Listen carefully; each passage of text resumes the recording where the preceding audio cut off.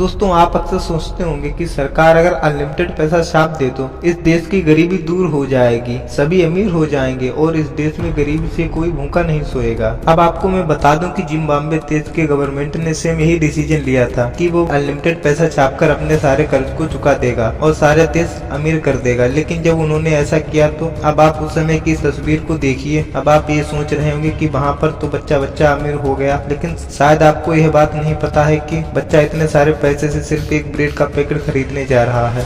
यानी कि वहाँ पर उसके बाद एक ब्रेड का पैकेट ही इतना महंगा हो गया कि वहाँ पर छापे गए पैसे किसी काम के नहीं रह गए। यानी कि सरकार अनलिमिटेड पैसा छापती है तो उसका नतीजा होगा देश की महंगाई, और तो और उन पैसों की कोई वैल्यू ही नहीं रहेगी।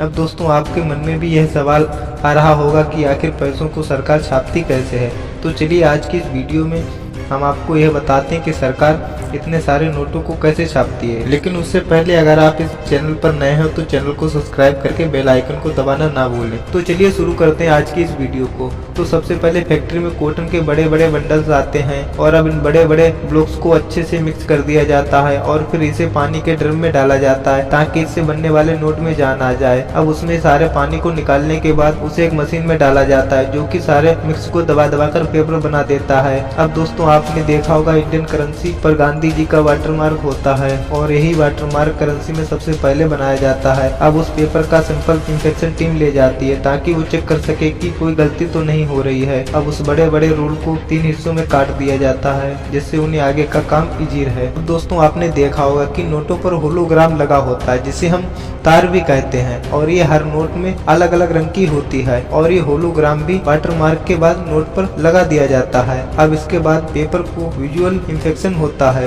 जो कि कंप्यूटर के जरिए किया जाता है और ये क्वालिटी अच्छे से चेक कर लेते हैं नोटों पर वाटरमार्क होलोग्राम ठीक से लगा है या नहीं। अब उसके बाद ये पेपर को रोल उस मशीन पर लाया जाता है जो उसे छोटे छोटे टुकड़ों में काट देती है। अब इस प्रोसेस के बाद पेपर के रोल को प्रिंटिंग एरिया में भेज दिया जाता है। अब दोस्तों प्रिंटिंग एरिया में जब रोल पहुंचाया जाता है तब वर्कर उन पेपर्स को उठाकर प्रिंटिंग मशीन में डालता रहता है और प्रिंटिंग मशीन एक एक करके पेपर को आगे भेजती रहती है। अब दोस्तों प्रिंटिंग सेक्शन में भी नोट 3 तरह से प्रिंटिंग से होकर गुजरते हैं। अब जैसे कि पहले पेपर ऑफसेट प्रिंटिंग से होकर गुजरते हैं, जैसे कि यह देखिए ये मशीन 50 यूरो का नोट छाप रही है और रेड और ग्रीन कलर यूज होते हैं। अब उसके बाद क्वालिटी इंस्पेक्टर यह चेक करता है कि ग्रेप्सी पर लगा कलर कहीं ज्यादा या डार्क या ज्यादा लाइट तो नहीं हो गया और इसे प्रोसेस के बाद नोट जाते हैं सिल्क स्क्रीन प्रिंटिंग में। अब जैसे कि इस नोट पर 2000 लिखा है जो कि एक एंगल से अलग दिखता है और दूसरे एंगल से उसका कलर चेक हो जाता है, तो यह वाली प्रिंटिंग सिल्क स्क्रीन प्रिंटिंग में करी जाती है। अब फाइनली लास्ट टाइम की प्रिंटिंग है, इसके लिए प्रिंटिंग इस प्रिंटिंग के नोट के ऊपर टेक्सचर पेंट करे जाते हैं जिसे अगर आप नोट के ऊपर हाथ लगाते हैं तो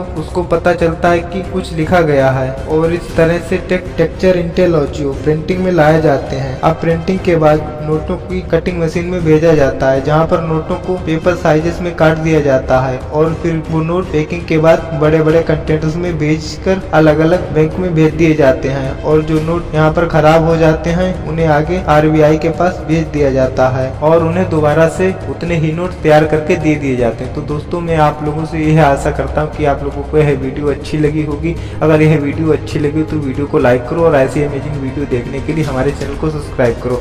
आज के लिए बस इतना ही, मिलते हैं फिर दूसरी वीडियो में।